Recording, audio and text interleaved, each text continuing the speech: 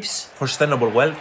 Today we compare two major projects that want to link the world of blockchains together. A vicious spider versus a calm octopus. Maybe Polkadot versus Quant Network. Which can perform better for our portfolio, what to choose for the long run, and most recent developments to understand what the future holds for those two warriors. Exactly. Hello guys. Let's start with price performance, or which crypto would have made us more money through the years. If we compare the both of them since December 2020 to see their latest 2021 bull run performance, it is clear as day that Quant, the yellow line, vastly outperformed Polkadot. Get this, if we invested $1,000 in Q4 of 2020 into Polkadot, today we would have $1,600 to spend in our pockets. But if we invested the same amount of money for the same time period into Quant, then today we would still have $17,000 to do whatever we want.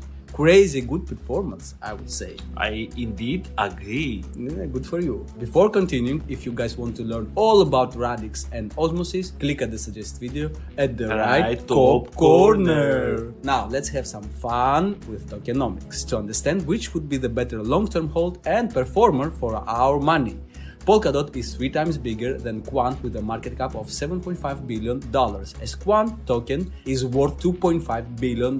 They are both high caps. There are 1.16 billion DOT tokens circulating in the market and 14.5 million QNT tokens comparatively. Polkadot has no maximum supply as new DOT tokens will be generated forever, similar to Ethereum. Quant, on the other hand, can have maximum 14.6 million tokens out there. So basically all the QNT tokens are released as 99% of the max supply is out. This means that Quant has no inflation as there will be no more new tokens. DOT though has 7.6% inflation rate per year, which is quite low, but still it is an additional sell pressure that hits the project. A positive sign is that 55% of the supply is locked in staking, and this amount is stable for quite a while, as you will see later on. As there is an onboarding period to unstake DOT, one could claim that at any given moment the amount of DOT that can be sold is just 443 million tokens and not 1.16 billion. Taking into account another 132 plus million DOT tokens locked in parachains for even larger periods of time, we can understand that there is conviction from investors. That's for sure, Alex. Also, most people probably aren't aware that there is a mechanism similar to burning, which isn't exactly as good as Ethereum burning can be, but things like fees, slashes and suboptimal staking configuration go to the treasury, and if left unused, after a while those tokens get permanently burned. QNT token on the other hand doesn't have burning, but knowing that it is needed everywhere to access the services the network provides, and those who use the services that can be giant enterprises, developers or DApp users need QNT tokens as an access key, choosing from 4 different payment structures. You can choose to pay annually as enterprises must do. Then the lockup period is 12 months. So knowing there will be no new tokens, we can understand how the price can go up with increased demand. One interesting observation I made was that on Etherscan the max supply was stated to be 45.4 million QNT tokens. But it seems like this is explained as the team burned at the start a lot of tokens. One of the reasons was that around 10 million tokens were not sold in the private and public rounds of fundraising. But it was kinda weird that at the start they announced they would burn 14.6 million tokens just to proceed and burn less, but I don't consider this to be a big foul. QNT is an ERC20 token on Ethereum, and we can see that lately there were $16.2 million of value transferred in one day in QNT tokens on ETH, which isn't quite good. Polkadot has 79.9 million transferred for the same time period. Compared to their market caps, NVT ratio for DOT is 94.6, which also isn't optimal, but much better than 153 Quant is displaying. So as it seems in the tokenomics section, Quant is actually winning. But before looking at the state of both networks and what is their future to pick our long-term hold, guys, if you want to support the channel and simultaneously keep your crypto safe, purchase a ledger using our affiliate link, which you can find in the description down below. Thank you. Let's move to our commendatory and reveal to you what you very likely might have missed on Polkadot and Quant. Polkadot has a total value locked in the network of around $600 million if we take into account liquid staking, but if we just include normal staking, then this value drops to around $220 $20 million. And the biggest projects providing this value is Moonbeam, Acala Parallel, and Astar. You can see how things were going for Polkadot in our episode Polkadot vs Cadena some months ago. So Polkadot has made $370,000 in a year as revenue through fees, which is nothing compared to its market cap.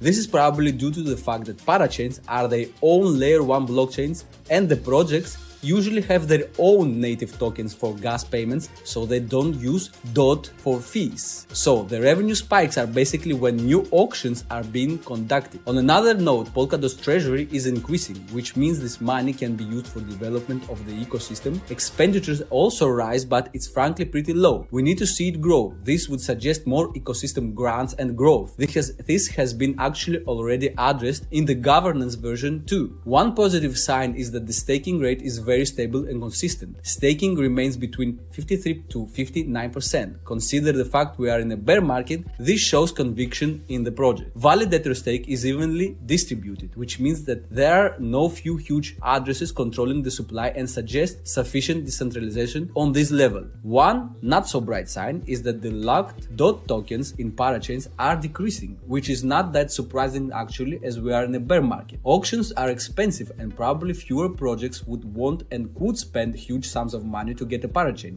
As things get better, auctions will increase and lock DOT tokens as well. New accounts and active accounts keep going down since the bear market kicked in. Also pretty logical, I would assume. But do you know the strongest sign of a good project? It is not flashy marketing, although sometimes it is needed too. It is not the lack of obstacles. The great signs is when you just keep building and going forward. And Polkadot shows tremendous development activity in those hard times, even when the network metrics are slowing down. One of the things the team is working right now is asynchronous backing, which will increase transaction speeds from 100 to 1000 times more. In June, Gavin Wood announced plans to increase decentralization with a new governance model, and at this point governance version 2 has merged with the Canary test network of Polkadot, Kusama. Also in May we saw the launch of cross consensus message format XCM, which since then continues its rollout and tries to expand in the ecosystem. XCM is a messaging system that allows parachains to communicate with each other, which eventually will allow DOT tokens to be traded, sent and composed across all parachains on the Polkadot network. Staking is becoming more accessible with features like fast unstake and nomination pool. Parathreads are expected to be fully functional in the first half of 2023. There are parachains with a pay-as-you-go economic model. Basically, it becomes more accessible and easier for projects to get into Polkadot's ecosystem. Parathreads will also have lockup periods for DOT tokens, just probably for a shorter duration. Recently, we saw Modular, a crypto hedge fund, announcing the purchase of DOT tokens for their portfolio. The latest news want Gavin Wood, co-founder of Polkadot, stepping down from CEO role. He will be fulfilling another role, that of a chief architect, which according to him suits him better. Interesting. I don't know if that's good or bad, but it is what it is. But it was promoted as a bullish news. Yeah, I know. So all in all, although on many fronts we see signs of decreasing growth, the most important thing for Polkadot is and hasn't changed. Their development team is quite good. So steady, methodical work that in my humble opinion will lead to huge results if they manage to keep it like that. Yeah. Future bull markets will be kind to Polkadot, I think. Yes. Now, Quant on the other hand saw explosive gains lately, which could be attributed to three factors. One being the release of Overledger 2.0.5, which expands interoperability even more. A second reason is the launch of Quant Developer Program to expand the ecosystem even more. And the third reason was huge exchange listings such as Binance and Coinbase. According to ambcrypto.com, transaction count have hit an all-time high on the network. Huge transaction count can be seen while price has been skyrocketing in the last weeks. Some months ago, Quant partnered with Constellation to expand its interoperability and ecosystem. In June, we saw Quant successfully tested blockchain interoperability. And as their goal is to connect all the distributed ledgers in the world, which means connecting all blockchains and more, not just parachains, in one ecosystem. It seems they do work in this direction. We do know from some time ago that Quant has some huge partnerships, and although we should take this with a grain of salt, there are two that stand out. Oracle has 430,000 plus customers that could potentially use Quant's services, and LAC Chain is one of the biggest ecosystems in distributed ledger networks in Latin America.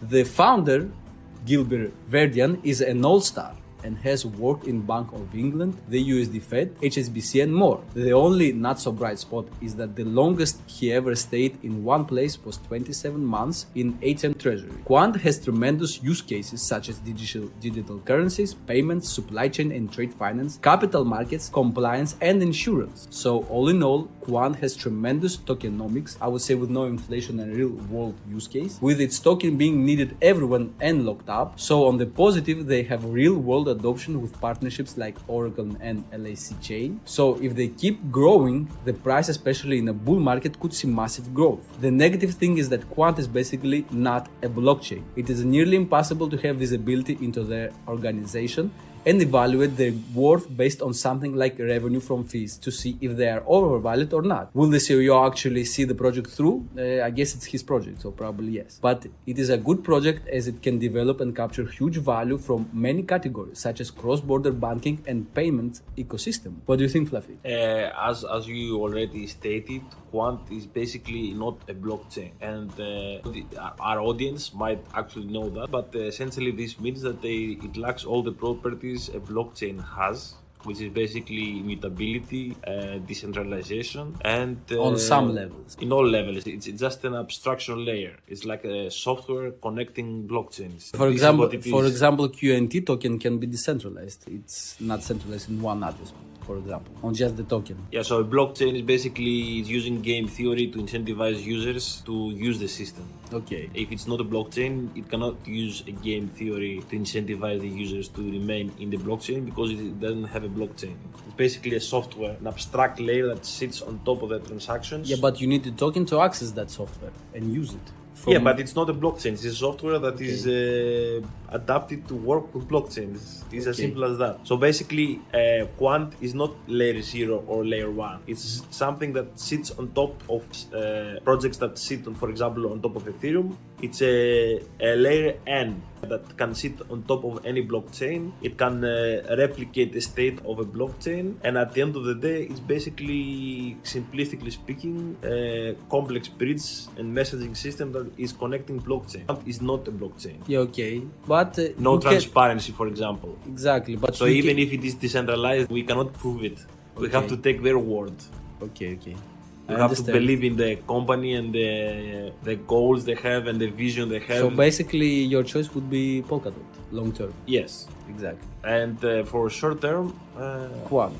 It does have massive gains. It does make massive gains and good performance. Again, it's not predictable just like a blockchain is. You don't have full visibility on the stats. You cannot say that it is or it's not decentralized. So we would assume the worst case scenario that it is decentralized. Okay. But nonetheless, it can be useful. I agree with that. So that's it for today. Thank you guys. Have a nice, lovely evening or morning. And if you want us to help with the video, promote, share and like. Guys, if you want to support, like, subscribe, share and comment down below on what crypto battle would you like us to make. Thank you, bye bye, till next time.